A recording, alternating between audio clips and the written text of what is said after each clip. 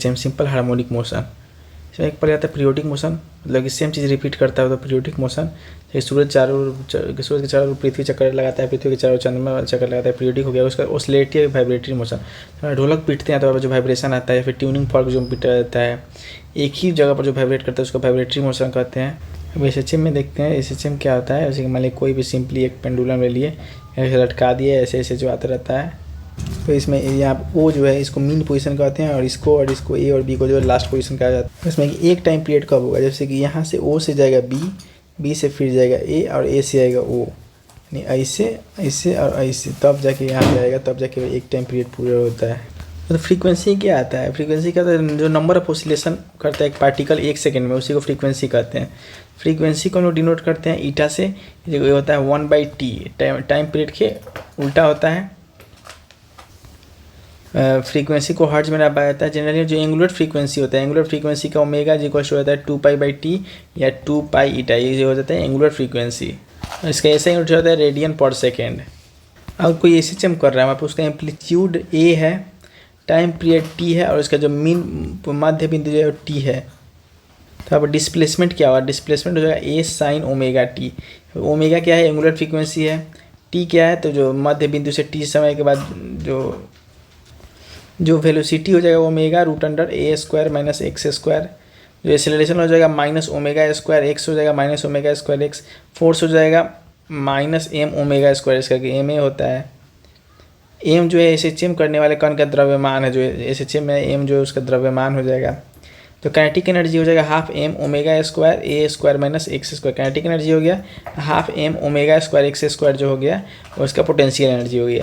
Displacement हो गया A sine omega T, velocity omega √a² - x², acceleration -ω² x, force mass into acceleration कर देंगे तो हो जाएगा, और काइनेटिक एनर्जी हो गया, पोटेंशियल एनर्जी हो गया। एसएचएम में जब मीन पोजीशन पे होता है तो देखिए क्या क्या होता है।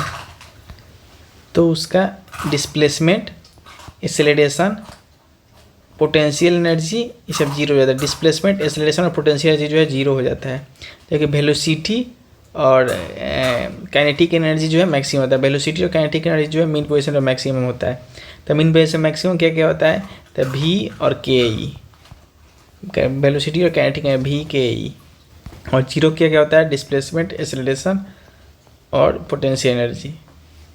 तो इसी का उल्टा हो जाएगा जब लास्ट पोजीशन में क्या हो जाएगा, v और ke जो है वो जीरो हो जाएगा, v और ke जो है जीरो हो जाएगा, बाकी x a p जैप, यानी कि डिस्प्लेसमेंट, एक्सेलरेशन और पोटेंशियल एनर्जी जो है मैक्सिमम होगा यहाँ पे।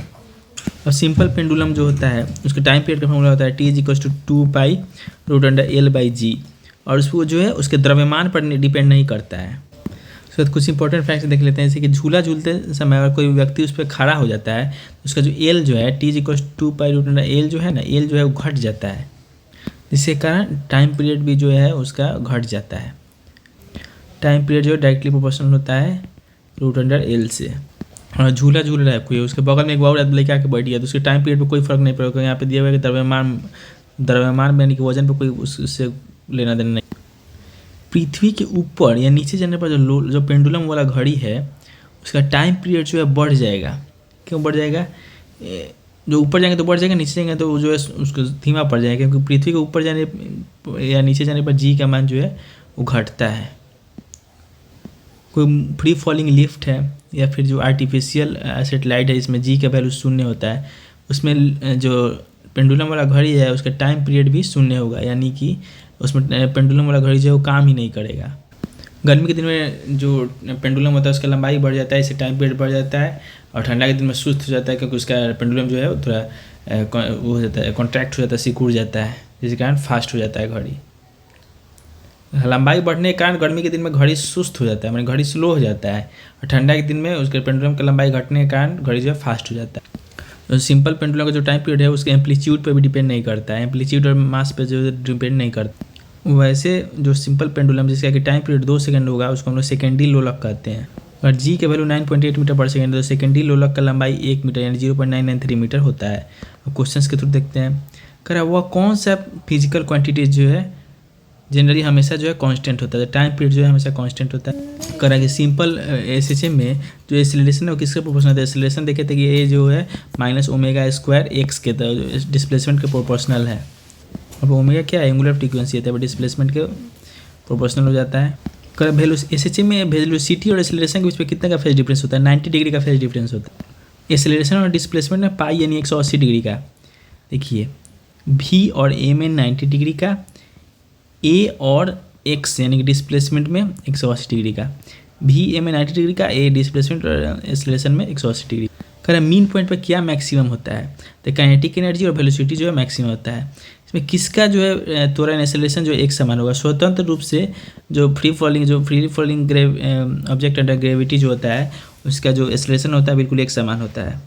कह रहा है कि सरल आवर्धन से एसएचएम करता हुआ एक पथ की लंबाई है 0.1, टाइम पीरियड दिया हुआ है, उसका मैक्सिमम वेलोसिटी निकालना है। मैक्सिमम वेलोसिटी हो जाएगा v is equals to omega root under a square minus x square. Maximum velocity की एक्स के लिए एक्स जो है 0 हो जाएगा, तो हो जाएगा v equals to omega a. Omega हो जाता है 2π/t, उसके यहाँ से निकल जाएगा 0.01 पाई मीटर पर सेकेंड, ये वाला आंसर हो जाएगा। फिर से यहाँ पे एसएचएम करता हुआ एक कौन है, इसका लंबाई दिया हुआ है इतना, मैक्सिमम वेलोसिटी दिया हुआ है, नंबर ऑफ ऑसिलेशन पर सेकेंड निकालना है। इस क्वेश्चन को देखते हैं, जैसे कि मैक्सिमम वेलोसिटी का फॉर्मूला होता है ओमेगा ए, तो हम लोग का यहाँ पे मैक्सिमम वेलोसिटी कितना दिया हुआ है 0.16 दिए हुए है, और ओमेगा का फॉर्मूला होता है 2πn। हम लोगों का एम्पलीट्यूड जो है वो टाइम पीरियड का लेंथ के आधा होता था, 0.04 का आधा कर देंगे, और n निकालना है 2π का पता ही है, तो पाई में ही निकालेंगे, तो यहाँ से हम लोग का आंसर आ जाएगा 4/π। और सिंपल पेंडुलम में जो कि भरा हुआ है मरकरी से, और उसमें से आधा मरकरी हम लोग निकाल दें तो उसका टाइम पीरियड क्या होगा, तो टाइम पीरियड जो है वो बढ़ जाएगा। टाइम पीरियड क्यों बढ़ेगा, जैसे कि मान लीजिए पेंडुलम है मरकरी से भरा हुआ था, जैसे मरकरी यहाँ तक हम निकाल देंगे तो मरकरी की इसके कारण क्या होगा, लेंथ इसका बढ़ गया, लेंथ बढ़ गया। जैसे झुरुए पर खड़ा होने के कारण क्या होता है, पहले लेंथ यहाँ तक था, आदमी खड़ा हुआ, लेंथ इसका घट के यहाँ चल गया, तो झुरुए पर खड़ा होने के चलते टाइम पीरियड घट रहा था, यहाँ पर निकाल देने पर लेंथ बढ़ गया है, बढ़ने के कारण क्या होगा कि टाइम पीरियड भी बढ़ जाएगा। सिंपल पेंडुलम का टाइम पीरियड क्या होगा, t = 2π√L/g। करें कि जब एक पेंडुलम जो है वो अपने इक्विलिब्रियम पोजीशन को जब पार करता है तो वहाँ पे क्या होता है, तो वहाँ पार्टली पोटेंशियल होता है, पार्टली काइनेटिक एनर्जी होता है, दोनों प्रकार का होता है। थोड़ा सा पोटेंशियल होगा, थोड़ा सा काइनेटिक, थोड़ा सा पोटेंशियल, थोड़ा सा काइनेट।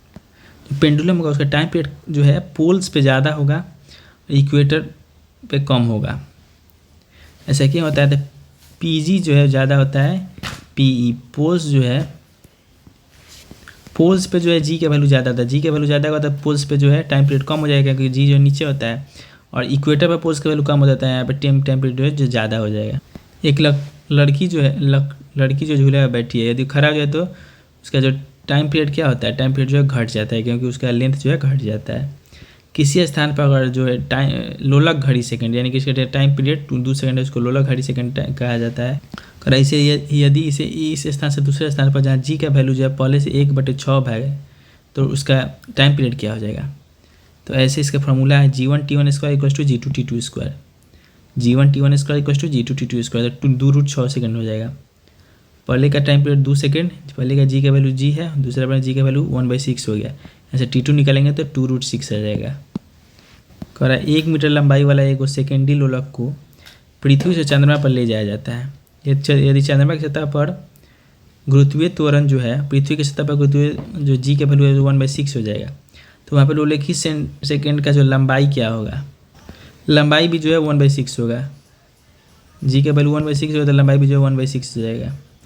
कह रहा है एक एसएचएम में है, उसका एम्पलीट्यूड दिया हुआ 0.07, और जो यानी कि टाइम पीरियड दिया हुआ 2.5, मैक्सिमम वेलोसिटी है ओमेगा ए, ओमेगा होता है 2π/t, 0.07/2 कर दीजिए, या फिर उसके बाद हो जाएगा हम लोग का, वहाँ से आंसर आ जाएगा।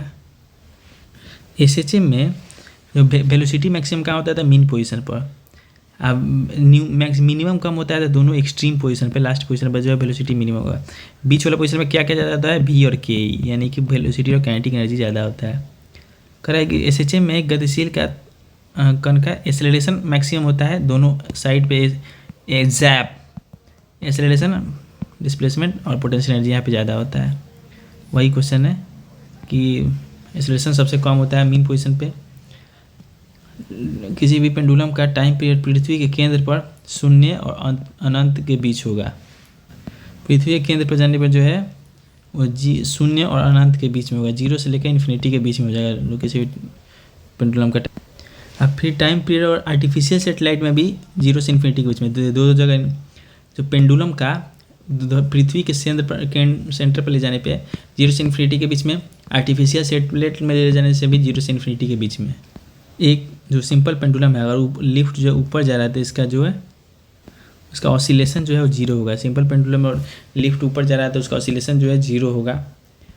कह रहा है एक सरल लोलक यानी सिंपल पेंडुलम की लंबाई दुगुना कर दिया जाए तो नया जो आएगा उसका क्या कहते हैं टाइम पीरियड, पुराना वाला का रेशियो होता है √L से निकल जाएगा √2/1 रहेगा। सरफेस टेंशन का पूछ रहा है तो सरफेस टेंशन का न्यूटन पर मीटर होता है तो mL T-2 / L तो mt-2 हो जाएगा, यही आंसर हो जाएगा।